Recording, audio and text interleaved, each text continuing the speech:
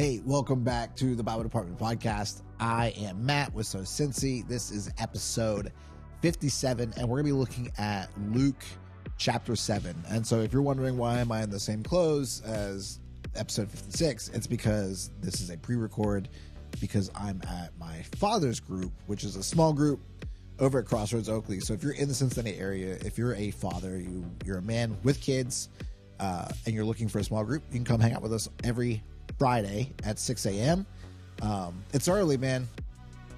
It's early, but you can hop in if we're friends on Facebook or anywhere on social media at Cincy on TikTok, Twitter, Instagram. Shoot me a DM.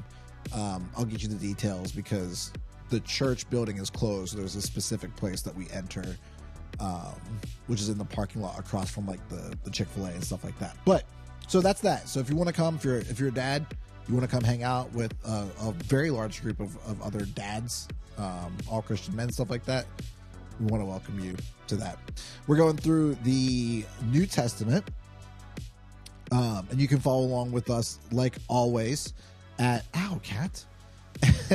at 5daybiblereading.com, where you can pick up their plan. You can read through the entire Bible over the course of 5 days, or you can just read through the New Testament like we're doing. So let's go ahead and get into Luke chapter 7. And so this says, when Jesus had finished saying all this to the people, he returned to Capernaum. At that time, the highly valued slave of a Roman officer was sick and near death. When the officer heard about Jesus, he sent some respected Jewish elders to ask him to come and heal his slave. So they earnestly begged Jesus to help the man. If anyone deserves your help, he does, they said, for he loves the Jewish people and even built a synagogue for us.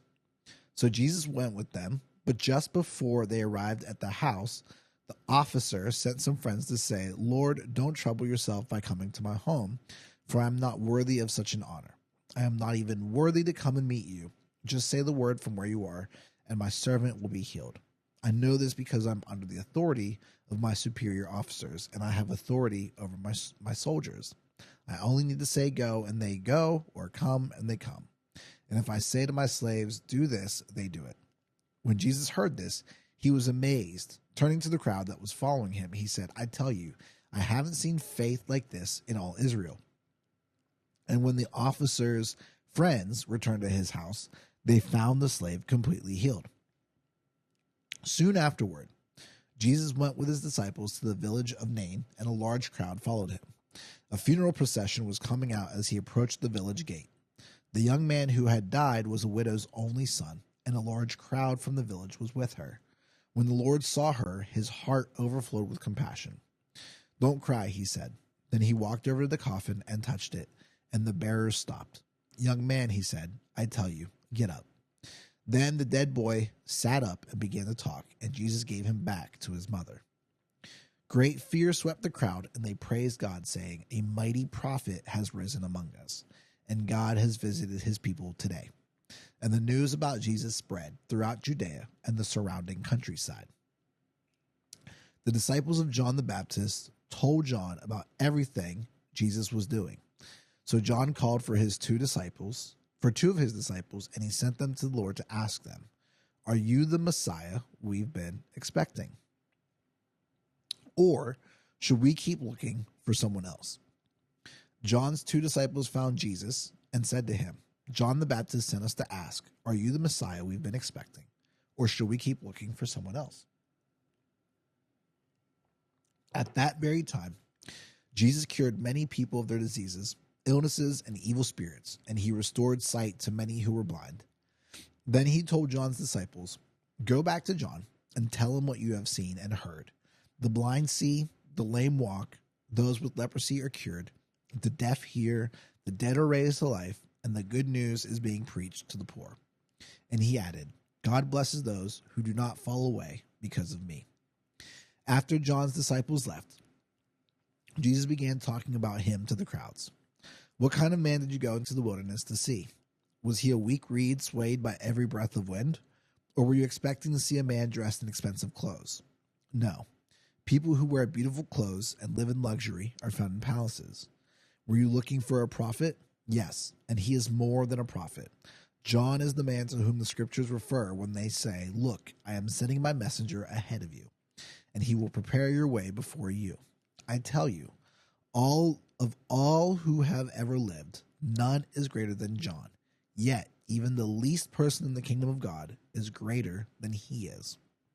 When they heard this, all the people, even the tax collectors, agreed that God's way was right, for they had been baptized by John. But the Pharisees and experts in religious law rejected God's plan for them, for they refused John's baptism. "To what can I compare the people of this generation?" Jesus asked.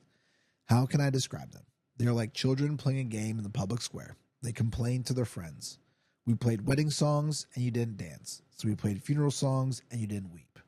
For John the Baptist didn't spend his time eating bread or drinking wine, and you say, 'He's possessed by a demon.' The Son of Man, on the other hand, feasts and drinks, and you say, 'He's a glutton and a drunkard and a friend of tax collectors and other sinners.' But wisdom is shown to be right by the lives of those who follow it." One of the Pharisees asked Jesus to have dinner with him. So Jesus went to his home and sat down to eat. When a certain immoral woman from that city heard he was eating there, she brought a beautiful alabaster jar filled with expensive perfume. Then she knelt behind him at his feet, weeping. Her tears fell on his feet, and she wiped them off with her hair. Then she kept kissing his feet and putting perfume on them. When the Pharisee who had invited him saw this, he said to himself, "If this man were a prophet, he would know what kind of woman is touching him. She's a sinner." Then Jesus answered his thoughts. "Simon," he said to the Pharisee, "I have a question. I have something to say to you." "Go ahead, teacher," Simon replied. Then Jesus told him this story. A man loaned money to two people, 500 pieces of silver to one and 50 pieces to the other. But neither of them could repay him. So he kindly forgave them both, canceling their debts. "Who do you suppose loved him more after that?" Simon answered, "I suppose the one for whom he canceled the larger debt." "That's right," Jesus said. Then he turned to the woman and said to Simon, "Look, this woman kneeling here, when I entered your home, you didn't offer me water to wash the dust from my feet, but she has washed them with her tears and wiped them with her hair. You didn't greet me with a kiss, but from the time I first came in, she has not stopped kissing my feet. You neglected the courtesy of olive oil to anoint my head, but she has anointed my feet with rare perfume. I tell you, her sins, and they are many, have been forgiven.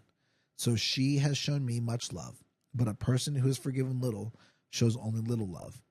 Then Jesus said to the woman, "Your sins are forgiven." The men at the table said among themselves, "Who is this man that he goes around forgiving sins?" And Jesus said to the woman, "Your faith has saved you. Go in peace." And that is Luke chapter 7. Okay, let's talk a few things about faith. And this is only coming to me because I just talked about Luke 6. So in throughout what we've read so far, there has been examples where Jesus has healed a person by touching them, and they're good to go, healed, restored. In what we said in Luke, when I said in Luke 6, what I thought was fascinating was that when he was talking to the guy with the withered hand and the Pharisees, he didn't touch him. He was in the same room as him. He was right in front of him. And he says, "Yeah, reach out your hand," and the hand is good. And so the people are like, look, this is wow, this is crazy, right? That's kind of my response if I'm a Pharisee in the shoe, like, yo, who are we messing with? Now, in Luke 7, there is a story of this soldier who had a slave, a servant, a person in his home who was sick and near death. And when the officer heard that Jesus was coming, sends him out, sends his people out so that they will ask Jesus to come to the house, because what he knows about Jesus and the faith he has in that is like, yo, he's gonna help my dude. Okay. So the people are like, yo, Jesus, come do this for us because this guy's great. He serves us, he helps us out, he built the synagogue for us, like all this stuff. while Jesus was on the way, the guy, I guess you could say like he second guesses himself, because in verse 6 he says, "Don't trouble yourself by coming to my home. I'm not worthy for you to do this. I'm not worthy to come to you, but if you can just say the word, the servant will be healed." And the way he illustrates it is by saying like the way that you are, or the way that I have authority, and the way that my authority works and the authority that I am under, verse 8, whatever the superior officers say to me, I will do. If they say to me, go somewhere, I go. If they say come somewhere, I come. And similarly, he says, I have authority over my soldiers. If I say go, they go. And if I say come, they come. And if I say my slaves do this, they do it. And so he's tying this authority to Jesus. Like he knows from what he's heard that Jesus has this supreme authority, that it doesn't even matter if you're there, that you can just say the word and things happen, which is wonderful. That's good news. And Jesus rewards him in verse 9 by saying, I haven't seen faith like this in all Israel. Like there's like it's gone to the extreme, right? And then that is around another story, the following story. So Jesus rewards the guy who is faithful, and I could be wrong on this. This is just my understanding of this one, of the widow's son, because it just took out to me. It doesn't say anything about the woman and her faith in Jesus. This is just Jesus is going about his way, and he notices that there's a funeral procession of a young man who has died, and it was a widow, and it was a widow's only son. In verse 13 it says, when the Lord saw her, his heart overflowed with compassion. So Jesus blesses this woman by restoring her son to her, and there is no evidence one way or another of this woman's faith. He does it just to do it. And the result that we can only assume is that this woman is now eternally grateful. That's all I can say. Like there's nothing else to the story. It doesn't say that she goes and does anything. It just leaves it that. The boy sits up, he begins to talk, and Jesus gives him back to his mother. And that's how the story ends. There's no evidence of faith like the centurion. There's no evidence for, there's no evidence against. But he's just like, Jesus is like, look, I'm just gonna do this. I'm just gonna bless you without any evidence. Because he's Jesus, because he can.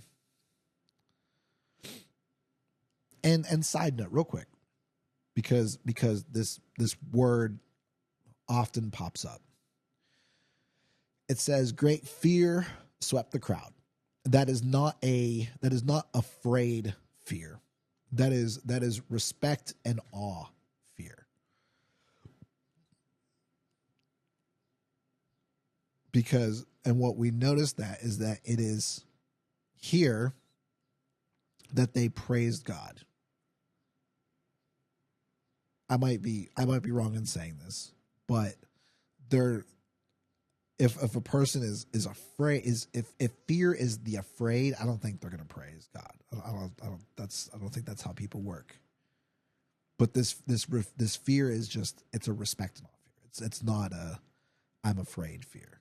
So you'll often see that word fear, and you just got to put it in its proper context and be like, what does it mean by fear? And so yeah. But that's Luke 7. I do think there is one more section I want to talk about real quick. There is one. Okay. So the end of chapter 7. Jesus tells this story because he's hearing the people, or he's hearing the guy that he's at dinner with, and he's like, yo, why? If Jesus knew who this woman was, he would not want her to be with him. And he answers him by asking Peter a question through a story. Or he says this, Simon. Is that Simon? Is that Peter? Yeah. Simon, Peter. Okay, yeah. And the story is essentially like who's gonna be more grateful? The person who is forgiven a massive amount of debt, or a person who's going to be forgiven a little debt? And so Simon's like, yeah, the person that's going to be forgiven the great amount of debt.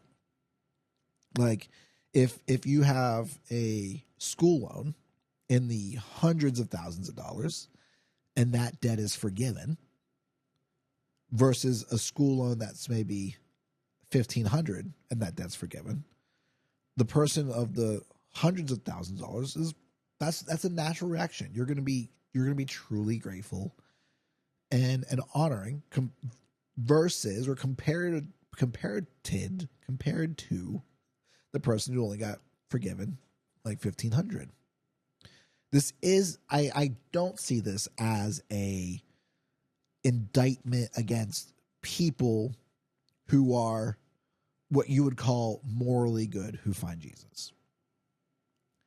I think the warning here is, or the application for those who have been forgiven little and follow Jesus, not our, because I wouldn't put myself in there, but the duty of that person is to continually be grateful for the forgiveness. And I do want to preface this by saying, let me say, all sin is sin. Like doesn't matter if you tell a lie or commit murder. Like Jesus levels the playing field, right? There's no sins higher, there's no sins lower, there's no respectful sins, nothing like that. Let me be clear about that, because I know people will get caught up in that.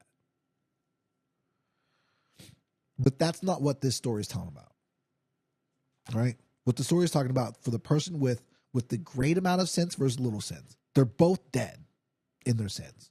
They're both deserving of hell and damnation and judgment. Okay, are we clear on that? Okay. Now to get beyond that, this is the reality. If you're forgiven, if you've been given a small gift, you are going to be less grateful than a person who's given a great gift. That's just the reality of it. And so what I'm saying is, the person who is forgiven the little debt, remember to always point to Jesus and the gratefulness of it regardless. Because it is easy to become ungrateful and be like, well, Jesus never did anything for me. That's the danger of it. And that's the context. The religious people were probably in places of religious privilege. They thought better of themselves. They thought more highly of themselves. And that's why they look at the woman with disgust. And so to counteract that, you got to humble yourself, lower yourself, and remember, even though I didn't do what this person did, I'm still guilty of it all. I can't remember what verse that is. Bible verse. Guilty of one, guilty of all. What is that? That is, Googling it, James 2:10. And this is an AI, so it could be wrong. Actually, I'll click on the thing. For whoever keeps the whole law and yet stumbles at just one point is guilty of breaking it all. Just remember it. You got to remember that. And so the warning for that end of Luke 7 is that you are just as guilty as the person who commits every sin. That's all. That's all it is. But anyways, I'm Matt with So Cincy. Thanks for hanging out in this pre-record of episode 56 of the Bible Department Podcast. We appreciate you all. If you're watching on YouTube, please subscribe to the channel.